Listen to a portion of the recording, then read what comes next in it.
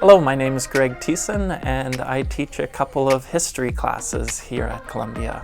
For History of Christianity, which is another course that I teach, what you'll be covering is a huge survey course of 2,000 years of the history of Christianity. And so this course is designed to introduce you to that, to get to know some of the people in history, some of the saints, some of the villains as well. In terms of sort of term paper or project for the courses, there is a couple of biographical sketches. And this is an opportunity to look at two particular people in the history of Christianity. The course as a whole covers 2,000 years of history.